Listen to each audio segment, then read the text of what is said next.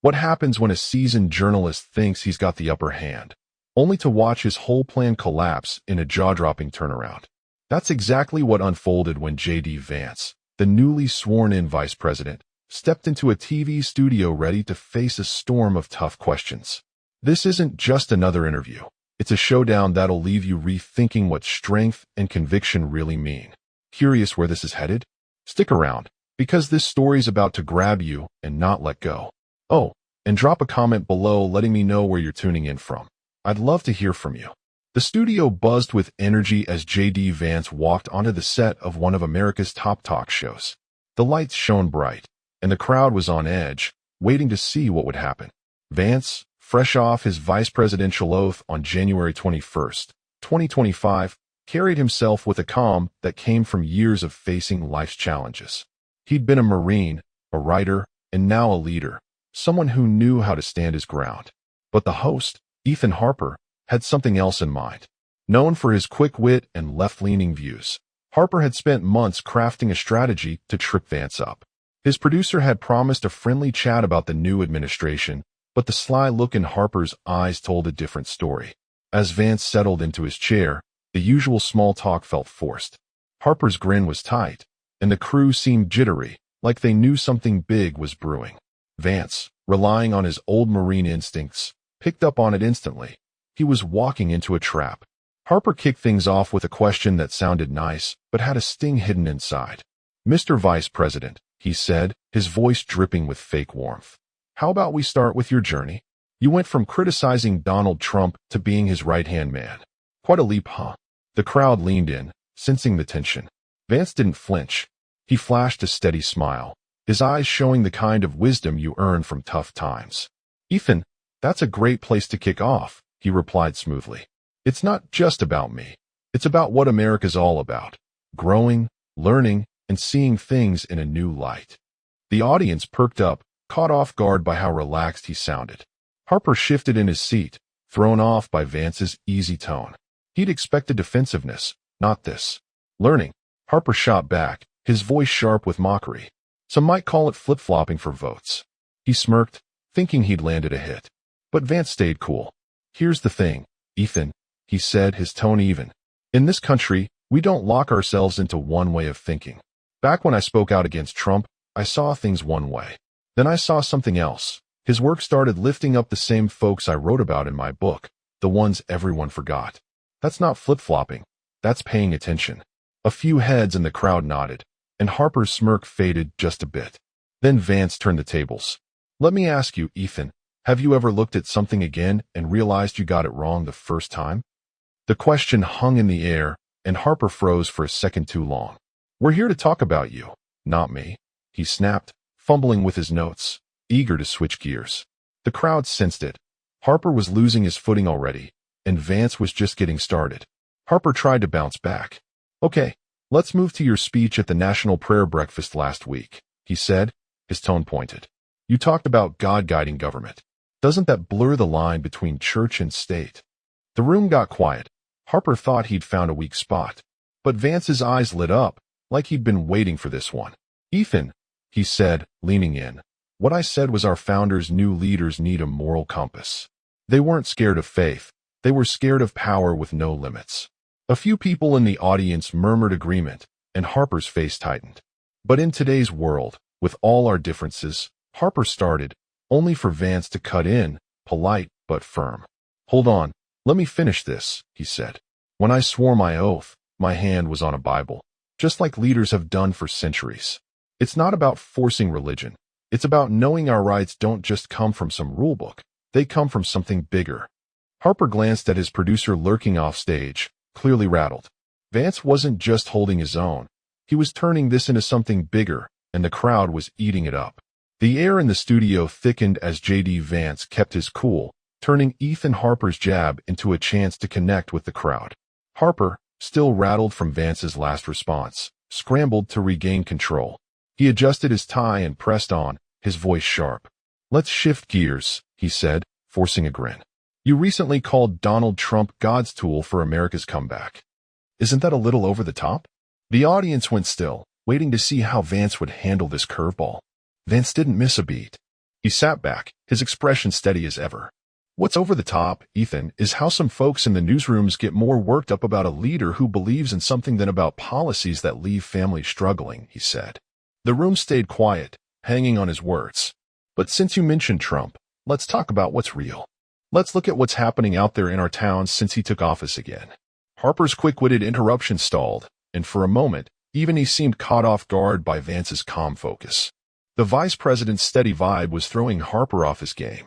The host's face flushed as he flipped through his notes, desperate to find a new angle. Okay, fine, Harper said, his tone biting. You've made a big deal about your small-town roots. But now you're sitting in a fancy office, backing a billionaire. Don't people have a right to wonder if you've lost touch? A few folks in the audience shifted in their seats, sensing Harper was digging for dirt. Vance's eyes stayed locked on Harper, but a small smile crept onto his face. That's a funny one, Ethan, he said, his voice warm but firm. Where I'm from, we don't judge a guy by his job or his address. We judge him by what's in his heart. I haven't forgotten a thing about Middletown, Ohio, or the lessons my grandma drilled into me. The crowd murmured, some nodding as they pictured those hometown values. Harper's smirk faltered. He hadn't expected Vance to lean into his roots like that. Heart. Harper scoffed, trying to claw back some ground. Is that what you call it when you went from slamming Trump to singing his praises? That's a pretty big switch. Vance didn't blink. You know what takes real heart, Ethan? He shot back. Owning it when you realize you misjudged someone. Standing up for what's right, even when guys like you try to spin it into something it's not. A wave of agreement rippled through the audience, and Harper tugged at his collar, looking uneasy. Harper wasn't ready to back down yet. Mr. Vice President, he said, his voice rising, you've painted yourself as this champion for everyday Americans. But here you are, dressed sharp, defending a rich guy like Trump. Isn't that a little hypocritical? The room got chilly. Harper thought he'd finally landed a punch. But Vance just chuckled softly, unfazed. Here's what I see, Ethan, he said. You think a nice suit changes who a man is. Let me tell you something. Everything I believe in, I learned back in Ohio, from a woman who didn't care about zip codes or titles. That doesn't fade, no matter where I sit today. Harper's eyes narrowed, his patience thinning. So you're saying this whole change of yours has nothing to do with climbing the political ladder? He pressed. That we should just buy this story about you and Trump, no questions asked? That you're not just his loyal sidekick now? The word sidekick hit the air like a challenge, and a few gasps echoed from the crowd. Vance leaned forward, his voice taking on a quiet strength. That word, sidekick, says more about how you see things, Ethan, than it does about me, he said. In your bubble, maybe sticking by someone you respect is a punchline. But I learned something different as a Marine. Out there, you figure out who a person really is by what they do, not what the headlines say. The audience broke into applause, cutting Harper off before he could jump in. Vance kept going, his tone steady but powerful. You might call it being a sidekick. I call it knowing real leadership when I see it. And yeah, I'm proud to stand with Donald Trump. Harper tried to cut in, his voice sharp with sarcasm.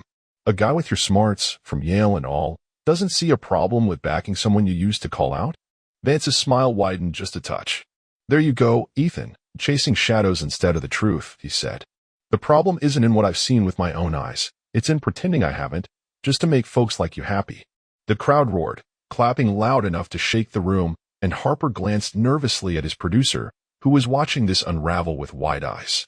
The studio lights seemed to flicker as the crowd's applause rolled over Ethan Harper like a wave, leaving him grasping for control. His plan to rattle J.D. Vance was slipping through his fingers, and he knew it. Harper shot a quick look at his producer, who signaled him to keep pushing. Clearing his throat, he leaned in with a new angle. Let's get real, Mr. Vice President, he said, his tone edgy. You've made a career out of talking up your faith. Like that segment we ran 2 months back. Some say it's just a handy prop for election season. What do you say to that? The accusation landed hard, and the audience held its breath. Vance didn't waver. He leaned forward, his voice steady, but carrying a spark. Ethan, I'm glad you brought that up, he said. Because if we're getting real, let's talk about the timing you're so hung up on. I've been going to the same church since way before I ever thought about running for anything. Maybe you'd like to quiz my grandma too. She's the one who taught me to say grace, even when the table was half empty. A lady in the front row nodded hard, like she knew exactly what he meant, and a few chuckles broke the tension. Harper's face turned red, but he pressed on. I was just pointing out how it looks, he stammered, caught off guard. Vance didn't let up. How it looks to who, Ethan? he asked, his tone sharp but respectful. You can poke at my choices all you want, but when you hit my faith some kind of act, you're not just coming after me. You're taking a swing at every American who prays, who believes in something bigger than politics. The room erupted again, louder this time, and Harper's cool guy mask started to crack. Scrambling, Harper flipped through his notes. Fine, let's talk about something else you've said, he shot back, trying to pivot. Last month, you claimed anyone who cares about old-school values is stuck in yesterday. Don't you think that's a slap in the face to millions of folks who go to church, love their families, and cheer for this country? He thought he'd flipped the script, but Vance was ready. Nice try, Ethan, Vance said with a slight grin. But let's get the record straight. I never said that. That was your line, on your show, about people like me. So let me ask you, do you really think all those Americans, folks who pack pews every Sunday, raise kids with manners, and fly the flag, are just relics? Because I don't. The studio went dead quiet, every eye glued to the two men. Harper fumbled with his papers, his usual swagger gone. I'm not here to twist anything, Harper muttered, but his voice sounded thin. Vance didn't let the moment slip. No, Ethan, I'm the one trying to keep this straight, he said, his tone firm. You invited me here thinking you could make me squirm over my beliefs, my past, my work with Trump. But here's what's really eating at you. He paused, letting the silence build.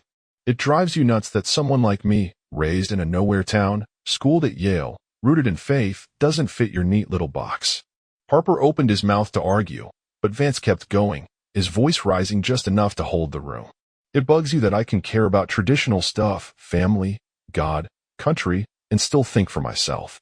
And it really gets under your skin that I can see through the tricks you're pulling here. The crowd gasped, then clapped, a few even standing up. Harper's producer waved his arms off stage, looking worried, but Vance wasn't done. You've got a habit of sneering at things you don't get, Vance said, pointing out the obvious. Like when you laughed off my hometown last month, calling it Trumpville on air. That's not just a dig at me. That's you looking down on everyone who doesn't live by your rules.